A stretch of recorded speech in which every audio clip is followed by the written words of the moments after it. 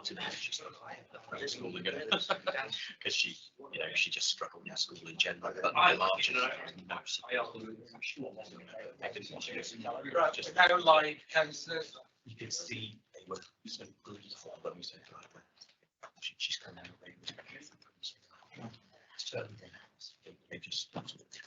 Right, good morning everybody. And welcome to this meeting of the Strategic Licensing Committee. This meeting is being recorded and is open to members of the public. And we'll kick off firstly with apologies. There are any. I had apologies from Councillor Vivian Carriage.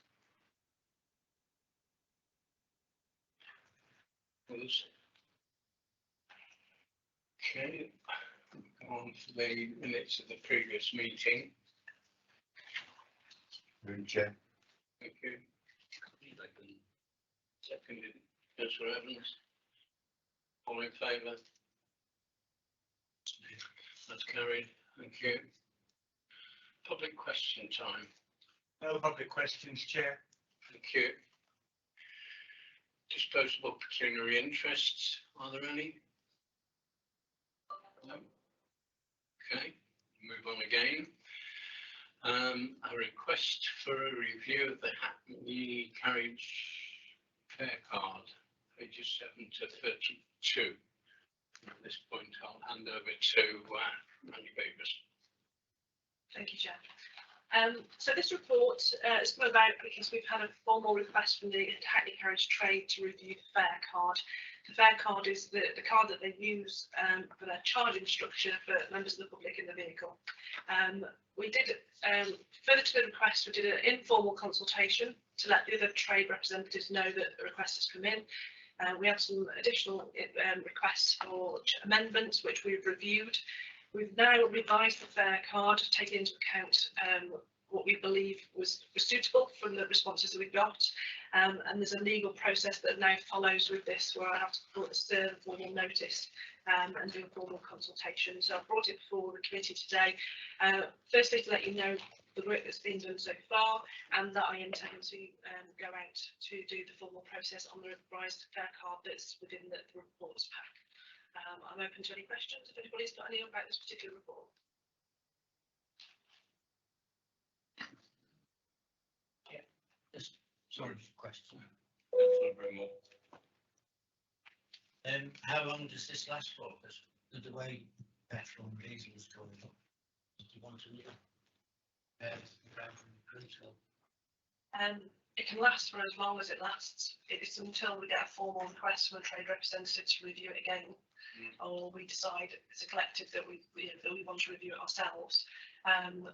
We did one in 2013.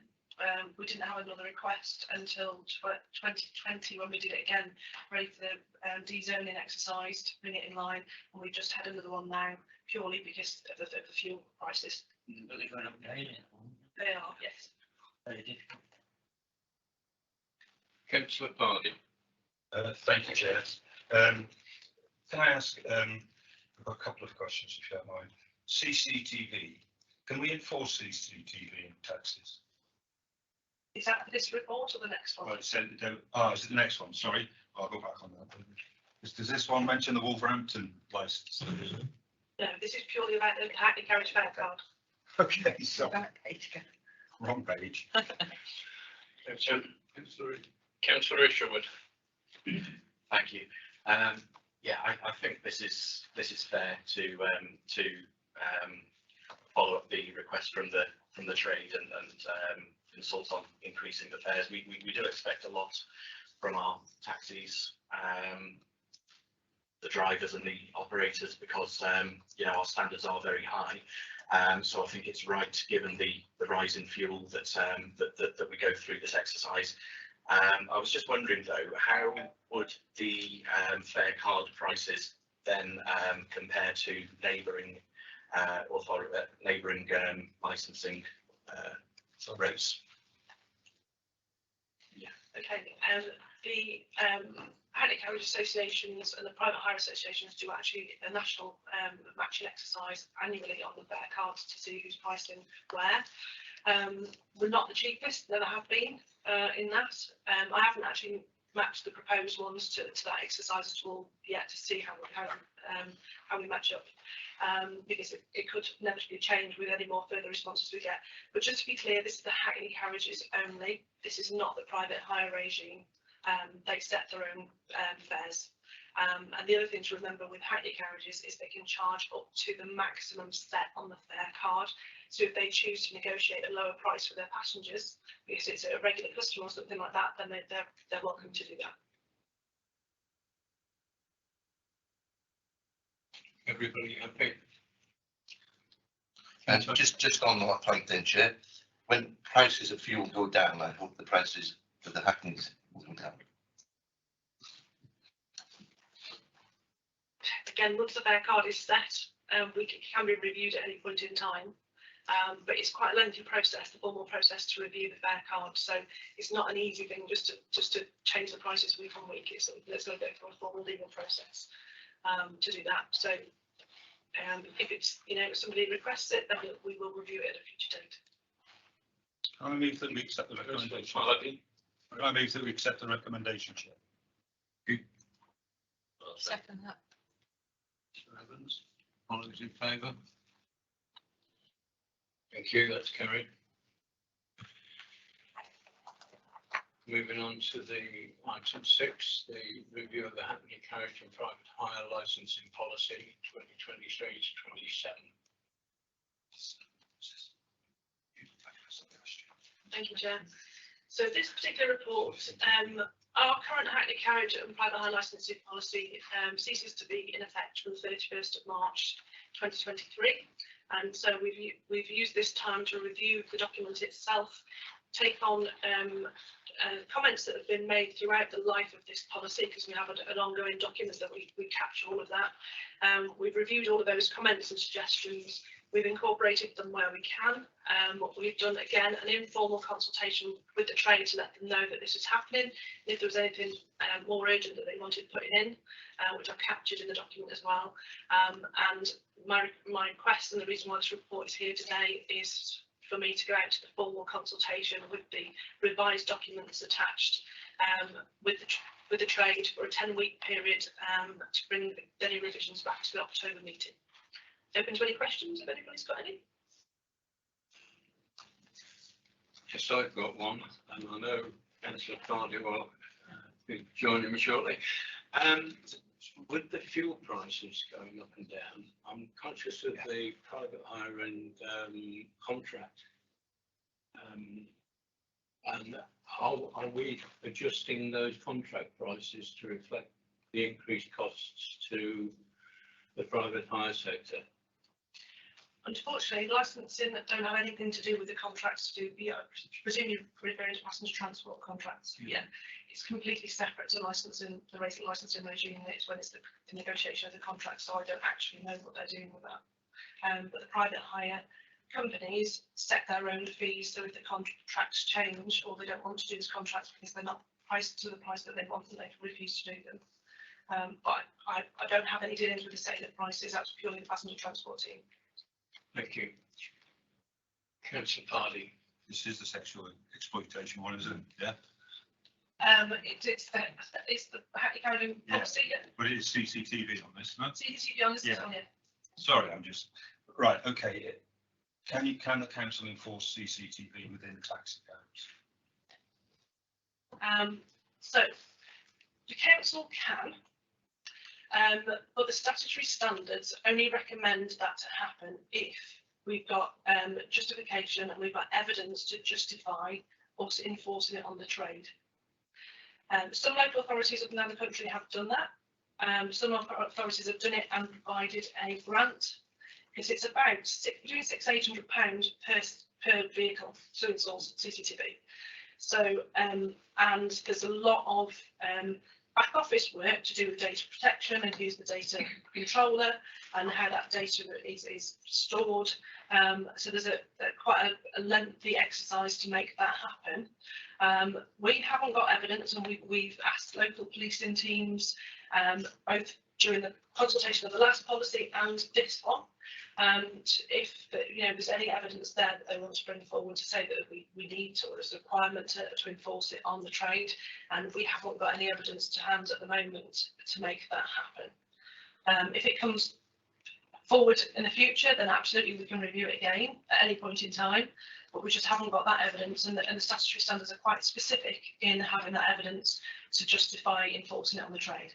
What we have done in the policy is allowed them to have their own CCTV, and so if anybody wanted it for their own protection, then they're absolutely allowed to have it, and we've made that clear in the policy that they can do it themselves if they want to, but at the moment we're not proposing to enforce it upon them. Thank you. Any other comment? Just a quick follow on from that. Do you know anecdotally if any cab drivers here have done that for their protection? Yes, they have. Yeah. I don't know the exact number off the top of my head, but yeah, every time we're approached to request that, we give them the information, and there are a few out there. It's not a majority by any means, but there's definitely quite a few out there that have actually got the CCTV. I assume that's to protect themselves against violence too, as well as It's to protect themselves against violence. So if anything does happen, they've got the evidence, but also, allegations made against them when they're not actually true. And so anybody that's had anything like that, we encourage them to get CCTV if they've got any concerns like that, and just so that they've got protection themselves. Thank you. Councillor Assured. I noticed that several of the responses in the informal consultation are asking for extra years to be allowed on the age of the vehicles, and in the comments it says that those requests have been taken into consideration. So you have actually added years on to the how long they can keep the vehicles. Is that correct? So what we do with the Hackney Carriage and private hire policy is we consult with our clean air teams, the air quality teams, and ask them to decide what they think is best to improve air quality going forward over the next 5 years. They've put some additional suggestions in there along with the requests for the trade that have come in. We've considered those. There is an extension to some types of vehicles in there within that chart. Okay. And obviously that's the more cleaner ones, so we're trying to encourage them to be cleaner, but this is an ongoing thing that we started in 2015 on the vehicles to get them cleaner, but if they go down the route of cleaner vehicles, they can have them for a lot longer time. Just one more question. I'm stealing Councillor Pardy's thunder, I suppose. Wolverhampton and the licences there and levelling up, so it's a fair shall we say, business proposition for people in for the drivers in Shropshire to actually not have Wolverhampton drivers working within this area. Okay, so the Deregulation Act came into effect in 2015, which allowed for vehicles to be licensed by Wolverhampton Council and other local authorities, not specifically to Wolverhampton, and they, as long as they'd got an operator's licence with, for example, ourselves, they could subcontract that work to those Wolverhampton vehicles. We can't do anything about that because that's a law, it's law, and it's still happening.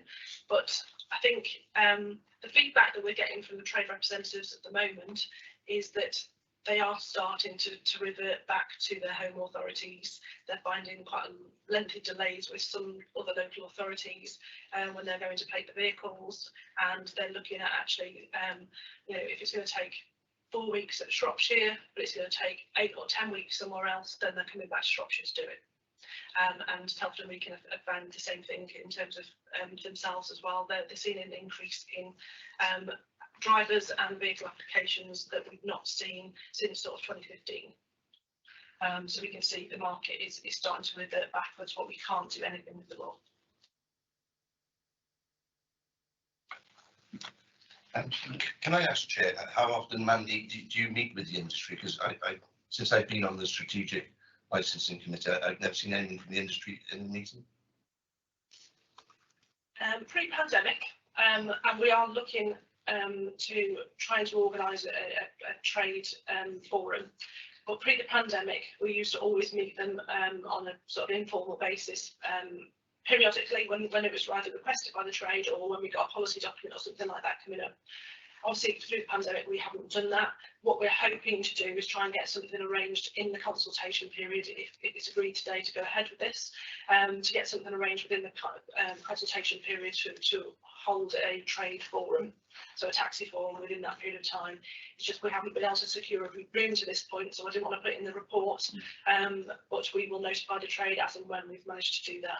But it will be within the consultation period, so they've got a chance to put that forward, because we use the information that we gather at those meetings and we review that information when we're doing the review of the final document.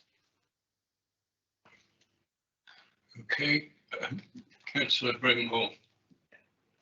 I'd just like to propose that we go ahead with the consultation for 10 weeks, starting on the 27th of June to the 4th of September.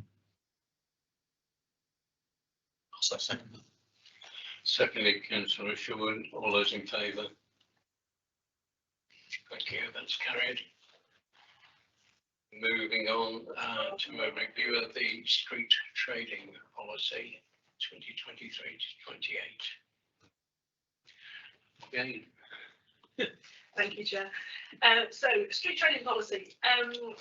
Similarly, this policy that we've got ceases to have effect from the 31st of March 2023. So we've had to review it. Just before the pandemic hit, we had quite a few queries from town councils because some of the events that they were trying to deliver were conflicted with the policy. It's probably the best sentence that I can use, and it caused them some difficulties. So what we've done with this particular policy now, we were having consultations or discussions with town councils before the pandemic about how we could review this policy to make it more supportive to the stuff. So whenever I'm saying events that they have, so I'm talking Christmas markets, those sort of food events, that sort of thing. And so what we've done before we've come to you today is had an informal consultation again with the town councils that we were already talking to, but we've also incorporated all the other town and parish councils with this, just to let them know that we are potentially reviewing this again and to come forward with anything either to do with the process of them applying for a street trading licence, or any additional things that we can capture within there that's going to support them, as well as the adopted streets. Because some of the town council were saying that because of the default is every street in Shropshire is licensed apart from the ones that's listed, it incorporates some areas where they want to put events on that they don't necessarily class as streets, because in the law, for street trading purposes, it's somewhere where the public have access to. So it's called a street licence, but it could be anywhere. It could be a park, it could be a patch of land. You know, there's a whole area, vast area where this is incorporated, and so the town councils are wanting to feed into that. So we've notified them that we're looking at this at the moment. We've asked them already to come back. Some of them didn't have meetings in time for us to for them to have submitted something in the informal consultation, but they've already been notified of that. We have taken some of their comments previously and incorporated with it in the policy document itself. So hopefully they'll see we've already done that, but they've got now, if you all agree, another opportunity to feed into that for us to then revise the document and bring it back to the next meeting. So anybody's got any questions? Quite happy to. Yeah, I'll go first if I can. Does that include the market charters? No, if a market has got a market charter, so for example, Otter Street got a market charter, that's completely exempt for street trading purposes. Right, thank you. Oh, let's go. I'll go first. Yes. Absolutely.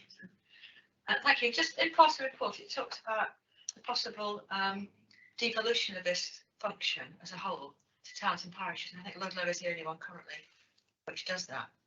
I mean, it strikes me there's quite a bit of work with all this. So how would that passing down the authority to do the work to a lower level council, how would they be expected to fund that? I know it's at no cost generally, but there's quite a lot of work involved, isn't there? And I would imagine possibly isn't a great deal of appetite from councils without the resources to carry out that function. You're right, there isn't. When we reviewed this policy last time, we did a lengthy exercise to re-license all the streets and consultation with town councils about whether they wanted to take on the responsibility for street trading. And other than Ludlow, who've been doing it for many, many years and doing it successfully, none of the other town councils have wanted to come forward. Oswestry did, but then decided it was too much work and handed it back. But none of the others have really come forward to say that they want to do it. But it's in the law that it can do it if they want to. We can do that onward delegation. So it's always an option if they change their minds at a later date. But there's a legal process to that, but they've got to want to do it and have the resources to do it from their office teams. Off the top of your head, would you know what this function cost for you in staff time? Not possibly, it's a hard question to ask. It is a difficult question. It is quite time consuming when you're looking at so street trading, for example, for say a burger van on a lay-by, you're looking at checking things like DBSs for the person, the unit itself, they've got to have land permission to be there. You're checking electricity, gas, they've got to have all the certificates, that sort of thing. So it's quite a lengthy process in deciding that that person's fit and proper to do it, as well as the equipment that they're using and where they're positioning their vehicle. So there's costs to inspecting, and once they're there, making sure that they are continue to be in the same place that they've agreed to be and set up in the same way. Because there's requirements if they're on the roadside that the access for customers, so the hatch that the customers go to is not facing the road, it's facing the hedgerow. And there's lots of sort of requirements like that that need ongoing checks to make sure that they're complying with the legislation. So it's not just an easy sort of process and application form and issue a licence. There's a lot more to it than that.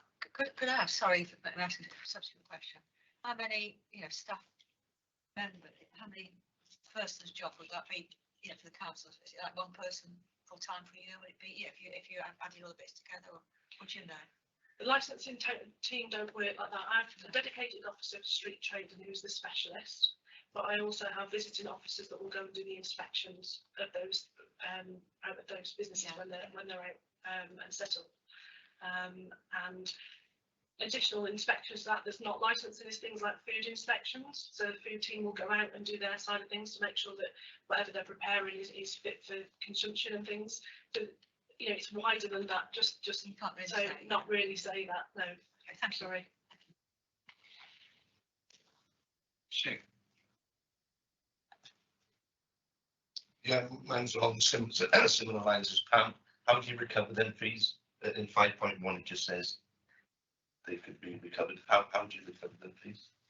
So in the fees and charges exercise that we do on an annual basis, which will come to the October meeting, all the detail will be in there, but we calculate how much it costs for officer time based on the amount of applications that we've had, renewals that's expected, and all the additional processes that's involved when processing an application. And then we use that information and the cost of delivering the service and apportion it to each licence type. But the full detail of how those costs are apportioned will be at the next meeting in the fees and charges report. So it's very short. Sorry, Chair.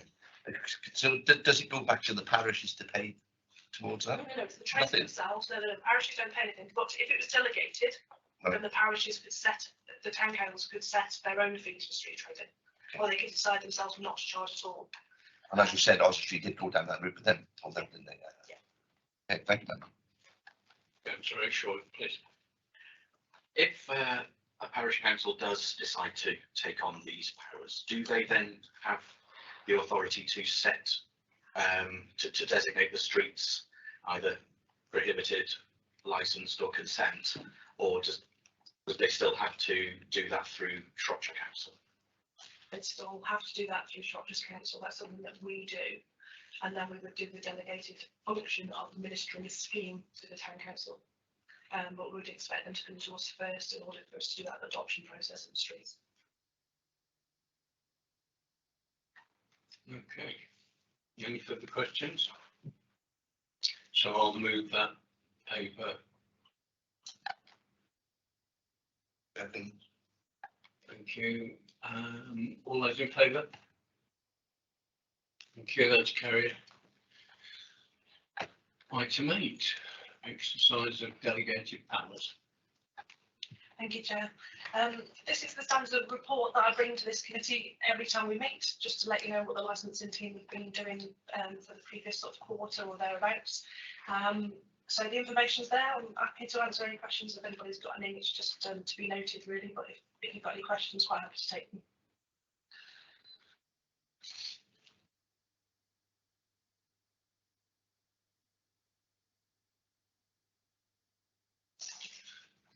On the chair, I move that we note that report. Seconded, Councillor Evans. Sorry, seconded, Councillor Evans. All those in favour? Thank you. Carried. And lastly, date your next meeting, which will be held on the 5th of October at 10 o'clock.